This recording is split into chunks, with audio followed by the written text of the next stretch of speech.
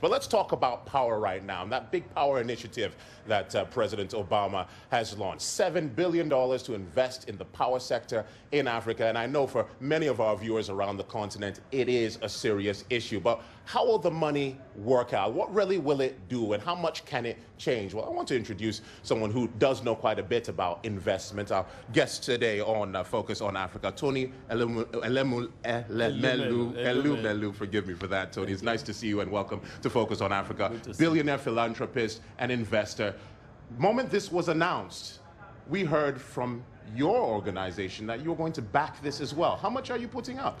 The Heirs Holdings is committed to $2.5 billion into this Power Africa initiative. We are doing that because of the benefits and potential of power and electricity in Africa. Tony, you know your numbers, and you know your numbers well. Is $2.5 billion enough? Is $7 billion enough? I mean, you come from Nigeria. We're familiar with the country. It has chronic power problems, and it seems as though $6 billion, $7 billion, $10 billion wouldn't be enough to solve those problems. No, there are two things here. First is the Heirs Holdings. We are committing $2.5 billion investment. Yes. We already spent $300 million to acquire the biggest power plant in Nigeria.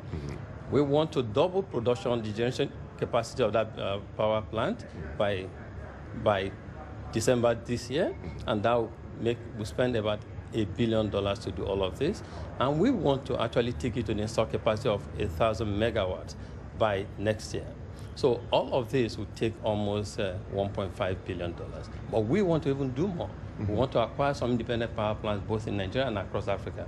We think that power, electricity, is key to unlocking the economic potential. So I know for some of our viewers, just hearing the B's roll off your lips, the billions, the billions, the billions, one would argue that the resources are already available in Africa. Men like you have built success on the continent. Does Africa really need the United States? Do we need Barack Obama's initiative? No, we need everyone. We need a partnership. That's the word. That's the new thing. What we're saying is that we don't need aid in Africa again.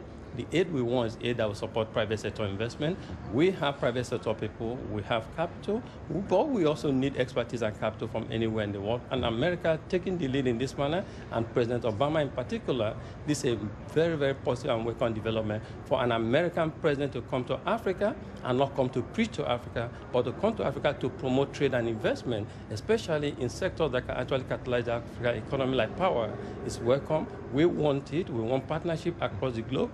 But we're saying that partnership has to produce the kind of economic impact that we desire at this point in time. Power is one of those. Power is key. Billionaire philanthropist Tony Elumelu on Focus on Africa. Stay with us for a moment. I just want to change the conversation slightly and move on to another issue, another way in which America influences Africa. I think you could travel to any African city and find that young people in particular tend to look to the United States for an example, especially a cultural example. Is it any different here in Tanzania?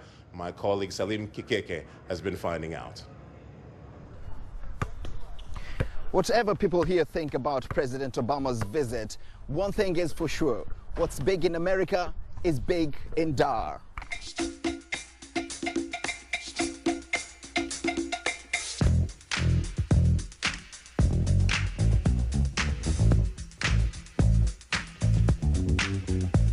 Why do you think basketball is becoming popular here in Tanzania?